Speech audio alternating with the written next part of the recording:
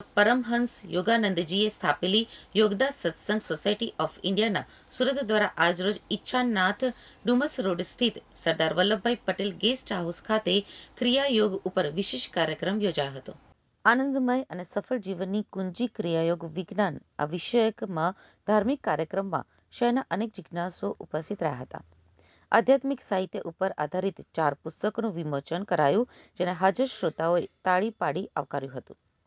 મુખ્ય વક્તા સ્વામી શુદ્ધાનંદગીરીએ તેમના પ્રેરક સંદેશમાં જણાવ્યું હતું કે પરમહંસ યોગાનંદજીએ શીખવેલ ક્રિયાયોગ વિજ્ઞાન મન, પ્રાણ અને ચેતનાને શુદ્ધ કરીને જીવનમાં શાંતિ અને સફળતાના દ્વાર ખોલે છે. તેમણે ગીતામાં ભગવાન કૃષ્ણ દ્વારા અર્જુનને તું યોગી બન કહેવાયેલી પ્રેરણાથી વ્યાખ્યા કરતા યોગના વિવિધ માર્ગોમાં રાજયોગની વિશિષ્ટતા સમજાવી. સ્વામીએ વધુમાં કહ્યું હતું કે ક્રિયાયોગ એ પ્રાણાયામની સર્વોચ્ચ રીત છે, જેનાથી મેરુ દેહને સ્થિત ચક્રો જાગૃત થઈને ભક્ત આત્મ સાક્ષાત્કારના માર્ગે આગળ વધે છે. આ માર્ગ જીવનના કુરુક્ષેત્ર જેવા આંતરિક સંઘર્ષોને જીતવામાં મદદરૂપ બને છે.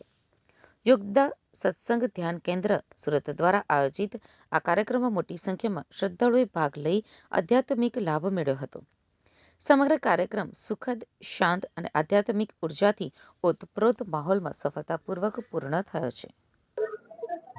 એટલે અમારા આશ્રમ તરફથી અમારા ત્યાંથી સંન્યાસીઓ આવ્યા હતા અને અહીંયા 3 દિવસનો સાધના સંગમ છે, જેમાં જે અમારા ભક્તો જે છે કે જે લોકો ધ્યાનની જે પ્રવિધિઓ શીખવા માંગતા હોય અથવા તો જે ધ્યાનની પ્રવિધિઓ એમને આવડે છે પરંતુ એનું પુનરાવર્તન કરવા માંગતા હોય, ફરીથી પાછું એને રિવાઇઝ કરવા માંગતા હોય, એના માટેનો કાર્યક્રમ હવેના નેક્સ્ટ 3 દિવસ માટેનો છે. આજે કઈ બુક લોન્ચ કરવામાં આવી છે, કેટલી બુક છે અને બુક કઈ પ્રકારની છે?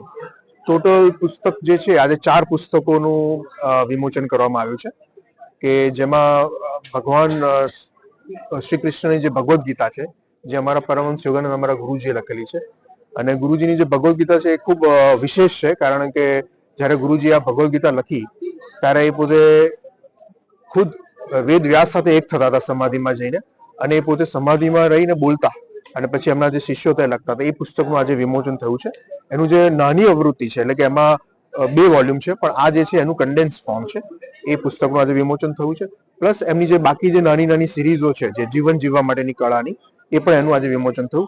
પ્લસ જે આજના યુવાનો માટેની જે ખાસ પુસ્તક છે કે આજકાલ આપણે શીખતા હોય છે કે ભાઈ અફર્મેશન્સ કરવી, કે આપણા જે સબકોન્શિયસ લેવલ આપણા વિચારો પર કેવી રીતના કામ કરવું કે જેથી કરીને આપણે જીવનમાં સફળતા મેળવી શકીએ, તો એ પુસ્તકનું પણ આજે જે છે એનું વિમોચન થયું છે.